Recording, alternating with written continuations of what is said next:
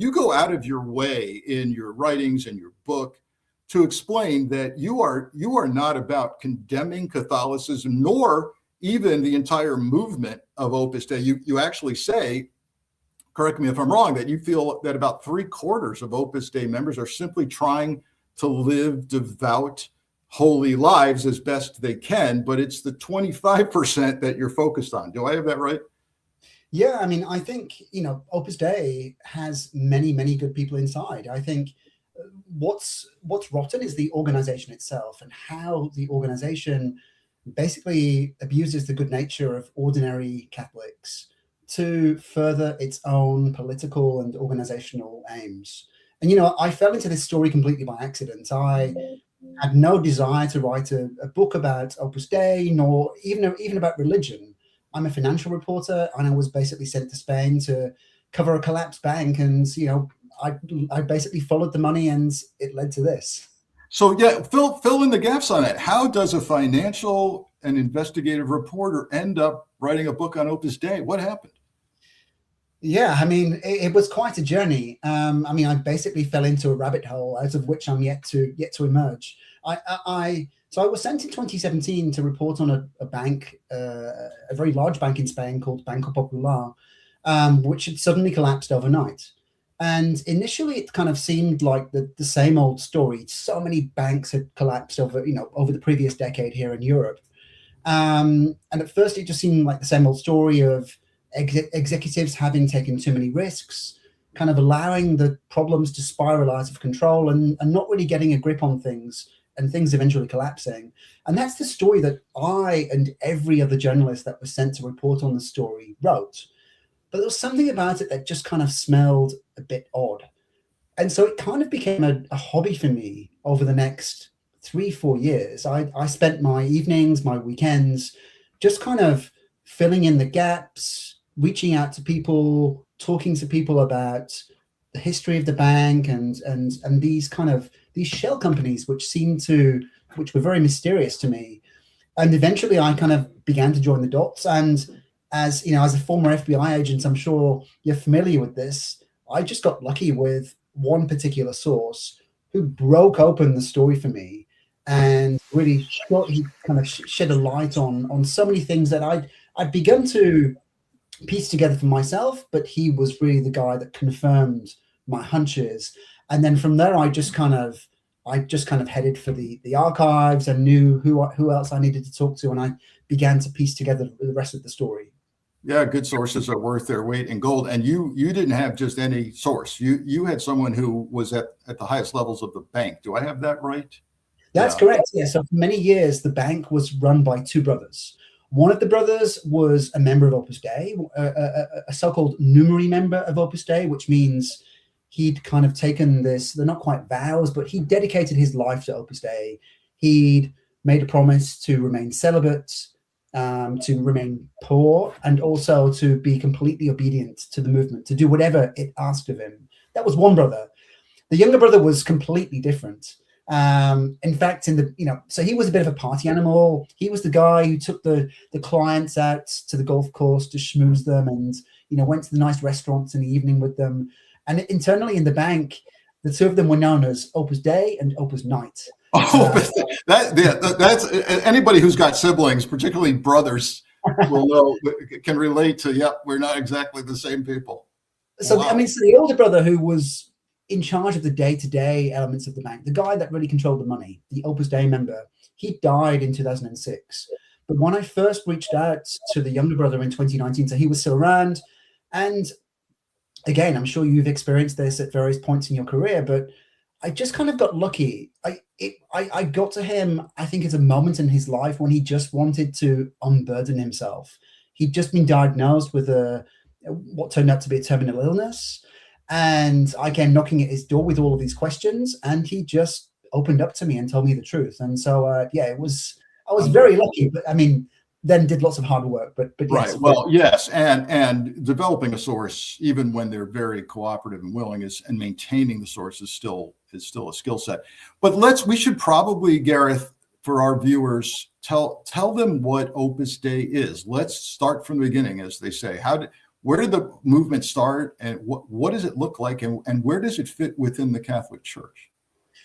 So Opus Dei was founded by a Spanish priest called José María Escrivá, who in 1928 went on retreat, and he had what he later described to his followers as a divine vision. God literally spoke to him, according to his telling anyway.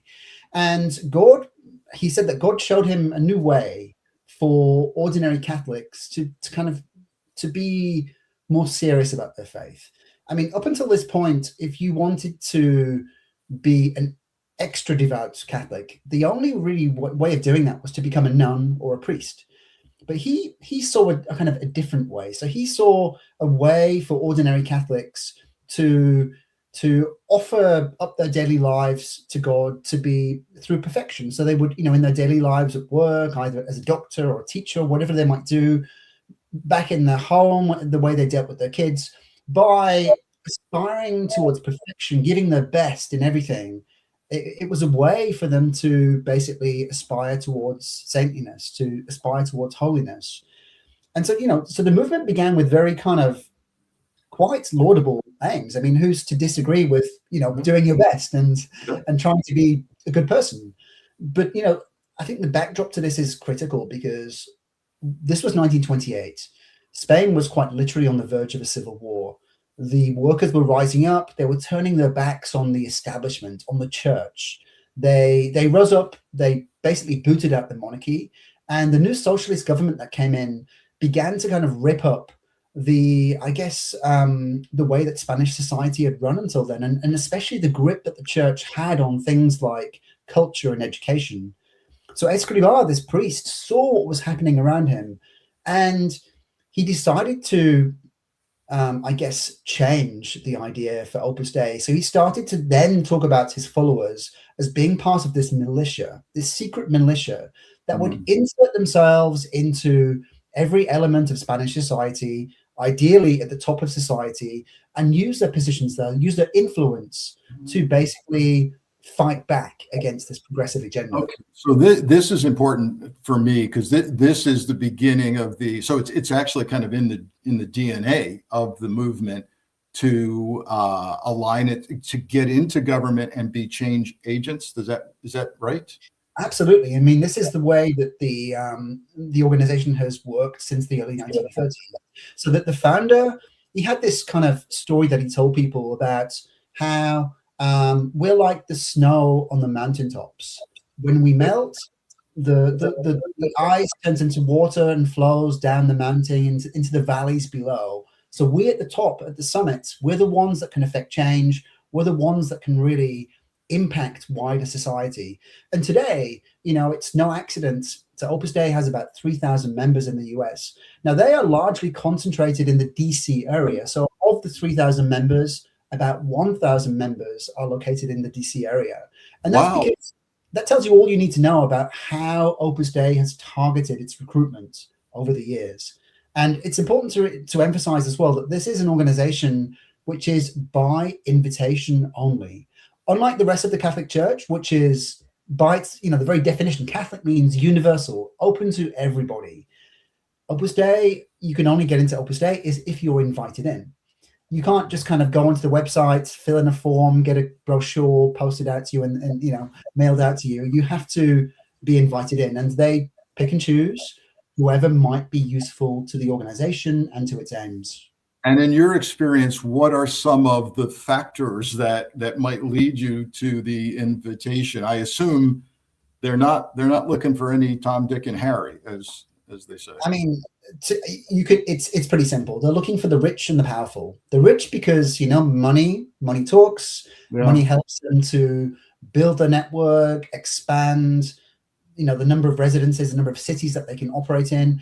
But crucially, the powerful, because if your aim is to push back against what they see as a progressive onslaught, if your aim is to kind of wind the clock back on these progressive advances, then you need politicians, you need judges, you need lawyers, you need journalists as well, who can disseminate the right kind of message.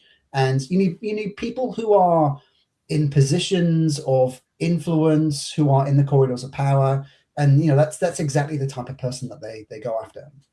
This is now, everything is kind of falling into place for me. As to, I mean, first, I'm just taken aback by the small numbers inside the United States, and yet here we are having a discussion, and you've had many discussions, and everybody kind of has heard of Opus Dei, despite the fact that it is a tiny group within the U.S. And then to hear that 1/3 of them are in D.C., and now to understand this is in its genetics to penetrate the government and make a difference, but it make a difference in a way that upholds or moves forward their right-wing agenda. Unbelievable. Yeah, absolutely.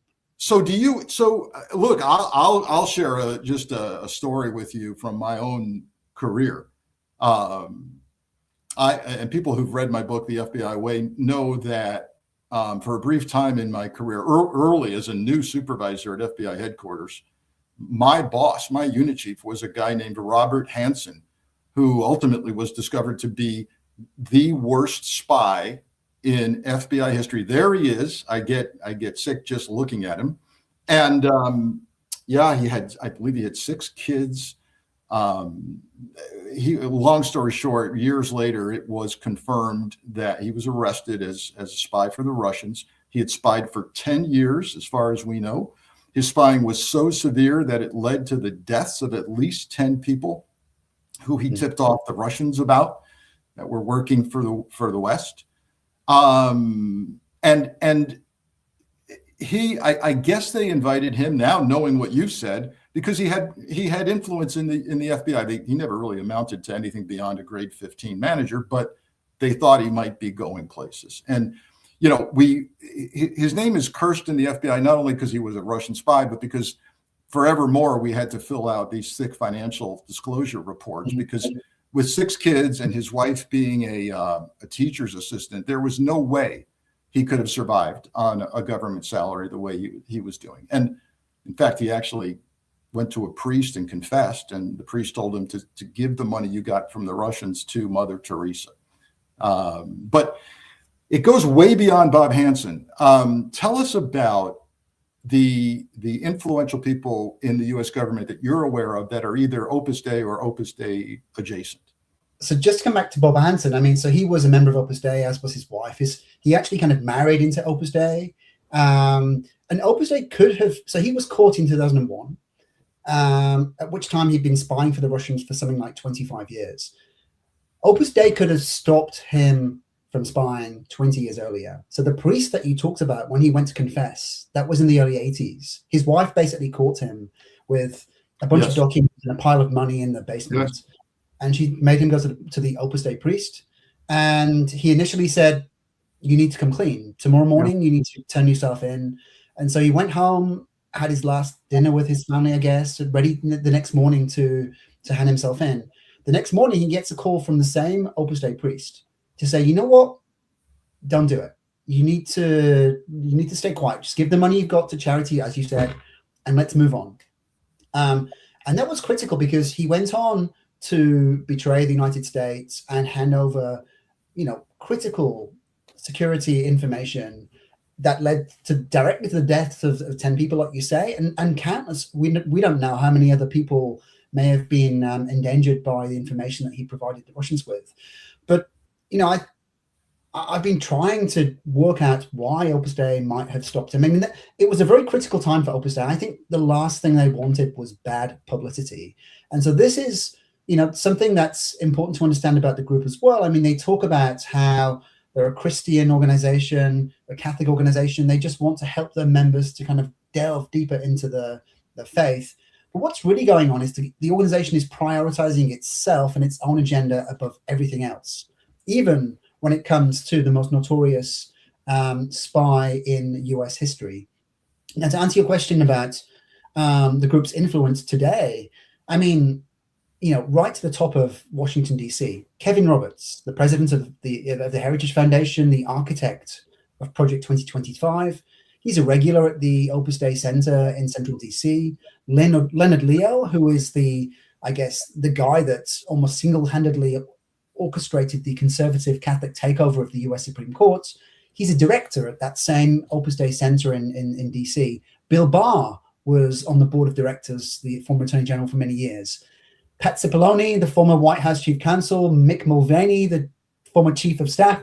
The list goes on and on and on. And also, more recently, J.D. Vance has made the decision to send his eldest son to the Opus Dei school just outside of Washington, D.C. And that isn't confirmation that he's a member, but for someone to entrust Opus Dei with the educational and the well-being of their child tells you something about how he views Opus Dei. He views Opus Dei, I guess, as a force for good.